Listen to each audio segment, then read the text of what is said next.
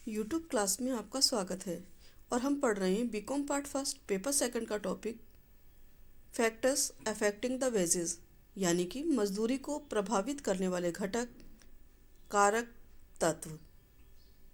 तीनों एक ही तरह के हैं, चाहे इन्हें घटक के नाम से जाने, चाहे तत्व के नाम से जाने या कारक के नाम से जाने, तो हमें तीनों के अंदर एक समान बिंदु देखने को मिलेंगे।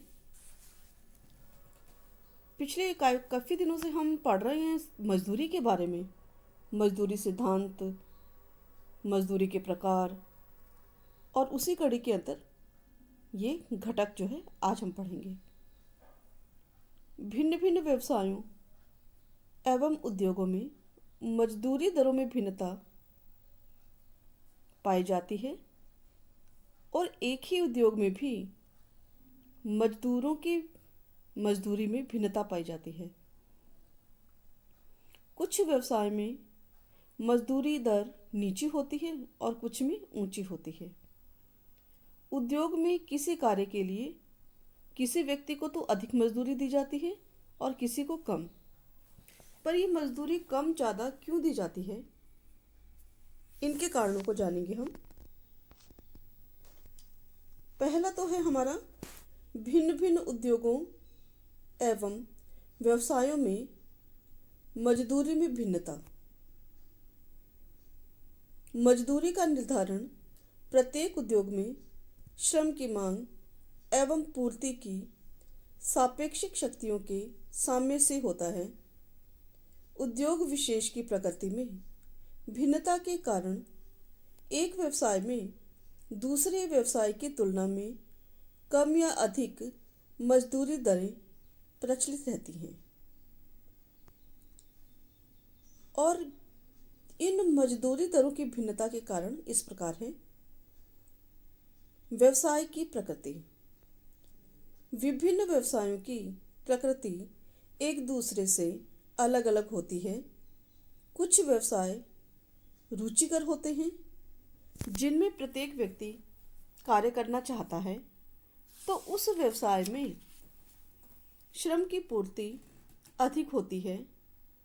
इस कारण मजदूरी की दरें कम होंगी, जबकि अरुचिकर उद्योगों में श्रम की पूर्ति कम होने से मजदूरी ऊंची रहेगी।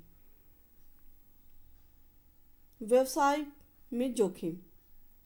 जिन व्यवसायों में जोखिम अधिक होता है तो उनमें मजदूरी की दरें अधिक होती है। जैसे पायलट है हमारे, तो उनको ज़्यादा सैलरी मिलती है। जिनमें जोखिम कम होती है उनमें मजदूरी की दर भी कम होती है। कार्य स्थायित्व एवं नियमितता। कार्य का स्थायित्व एवं नियमितता भी व्यवसाय की मजदूरी दरों को प्रभावित करता है।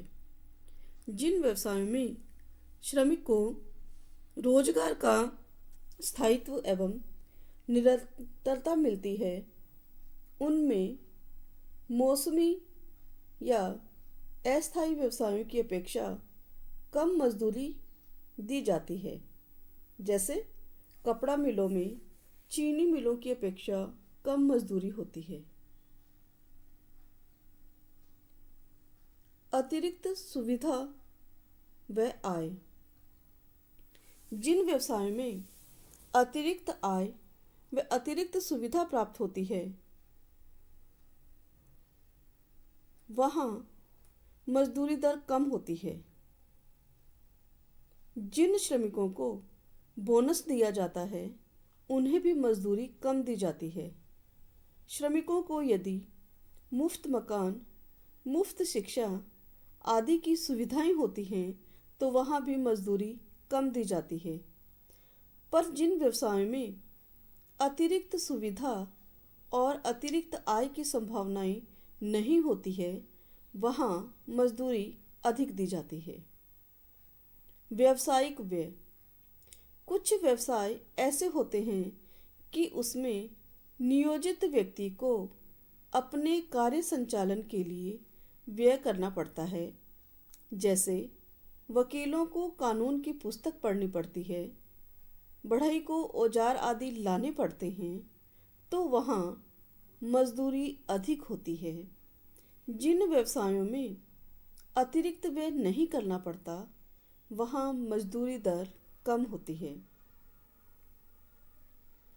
कार्य सीखने में समय एवं खर्च।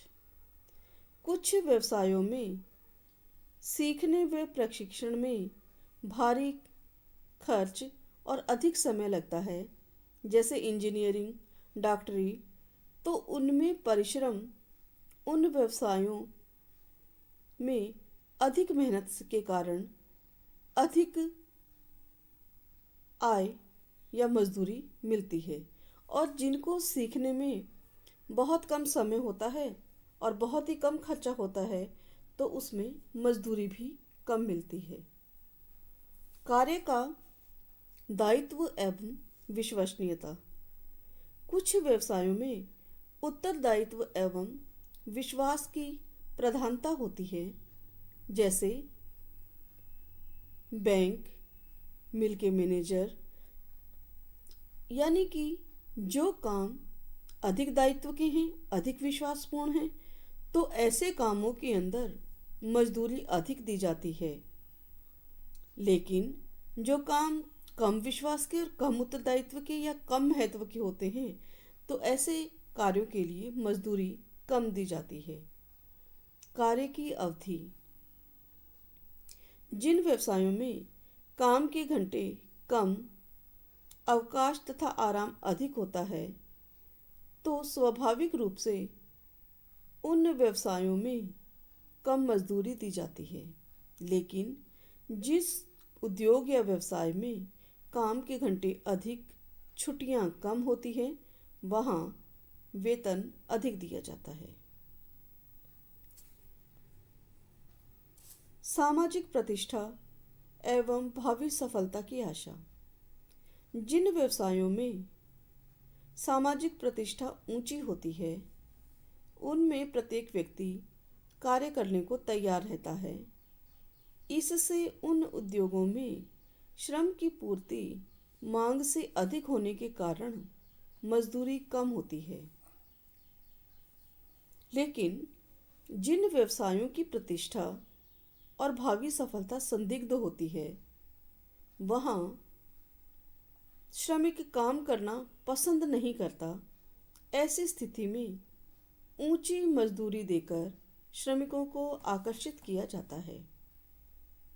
श्रम की गतिशीलता का अभाव। जिन व्यवसायों में श्रमिकों की गतिशीलता अधिक होती है उन सभी व्यवसायों में मजदूरी में समानता की प्रवृत्ति होती है। जबकि गतिशीलता कम हो तो वहाँ श्रमिकों का अभाव होता है और ऐसी दशा में मजदूरी दर ऊंची निर्धारित की जाती है। यानी कि जहाँ श्रमिक अधिक होंगे वहाँ मजदूरी दर कम होगी और जहाँ श्रमिक कम होंगे वहाँ मजदूरी दर अधिक होगी। श्रम संगठन। जिन व्यवसायों में संगठित एवं सबल श्रम संघ होते हैं उनमें श्रमिकों की सामूहिक सौदेबाजी की क्षमता अधिक होने से मजदूरी दर उन व्यवसायों की अपेक्षा ऊंची होती है जिनमें श्रमिक संघ नहीं होते हैं या वे कमजोर होते हैं। व्यवसायों में योग्यता व कुशलता का स्तर। जिन उद्योगों में उच्च योग्यता एवं कुशल श्रमिकों की आवश्यकता होती है उनमें मजदूरी का स्तर भी ऊंचा होता है। लेकिन जहाँ योग्यता की आवश्यकता नहीं होती, कुशलता की आवश्यकता नहीं होती, वहाँ मजदूरी दर भी कम होती है। दूसरा मुख्य कारण है एक ही व्यवसाय में मजदूरी की भिन्नता के कारण। कुछ श्रमिकों को अधिक मजदूरी देना या कुछ को कम मजदूरी देना, वो भी एक ही व्यवसाय में, इसके भी अनेक कारण होते हैं। पहला, कुशलता में अंतर। कुशलता में अंतर होने से जो श्रमिक अधिक कुशल होते हैं उन्हें अधिक मजदूरी दी जाती है और अकुशल श्रमिकों को कम मजदूरी दी जाती है। सेवा काल। सेवा काल के आधार पर स्थायी श्रमिकों को अस्थायी व नए श्रमिकों की तुलना में अधिक मजदूरी दी जाती है। श्रम में गतिशीलता का अभाव। श्रम में गतिशीलता के अभाव के कारण भी एक स्थान पर मजदूरी अधिक तथा दूसरे स्थान पर मजदूरी कम हो सकती है। मजदूरी के संबंध में अज्ञानता। मजदूरी के संबंध में अज्ञानता होने पर भी एक स्थान पर मजदूर और उद्योग में मजदूरी दर में भिन्नता होती है। दूसरे स्थान पर दूसरे उद्योग में मजदूरी अधिक हो सकती है। कार्य का समय। जो श्रमिक अधिक घंटे काम करते हैं, अतिरिक्त समय देते हैं, उनके लिए मजदूरी अधिक होती है और जो कम काम करते हैं उनके लिए मजदूरी कम होती है। रात्रिकालीन कार्य में भी अधिक मजदूरी दी जाती है, क्योंकि नाइट शिफ्ट के अंदर हर मजदूर काम करने को तैयार नहीं होता है। स्थान विशेष। स्थान विशेष पर मूल्य स्तर में भिन्नता होने से मुद्रा की क्रय शक्ति में भिन्नता पाई जाती है। वास्तविक मजदूरी में समानता के लिए उन श्रमिकों को मौद्रिक मजदूरी ऊंची दर से दी जाती है जहां मूल्य स्तर ऊंचा है और निम्न मूल्य स्तर वाले क्षेत्रों में मजदूरी दर कम होती है। सामूहिक सौदेबाजी। जहां सामूहिक सौदेबाजी अधिक मजबूत होती है वहां श्रमिकों को अधिक मजदूरी मिलती है और जिन स्थानों पर श्रम संघ कमजोर होता है उनमें मजदूरी कम दी जाती है। अब एक प्रश्न उठता है कि महिला श्रमिकों को मजदूरी कम क्यों दी जाती है। प्राय हम देखते हैं कि महिला श्रमिकों को व्यवसायों में पुरुषों की तुलना में कम मजदूरी दी जाती है। यह माना जाता है कि वे अधिक समय तक निरंतर रूप से काम नहीं कर सकती हैं, उनकी उत्पादन क्षमता कम होती है, व्यवसायों में उनके लिए कम अवसर होते हैं और उनके काम में स्थायित्व का अभाव होता है और महिला संगठनों का अभाव होने के कारण भी उन्हें मजदूरी कम दी जाती है। और प्राय ये देखा जाता है कि महिलाओं की आय को पूरक आय के रूप में माना जाता है। यह सोचा जाता है कि वे अपने परिवार की आय में केवल कुछ वृद्धि करती हैं।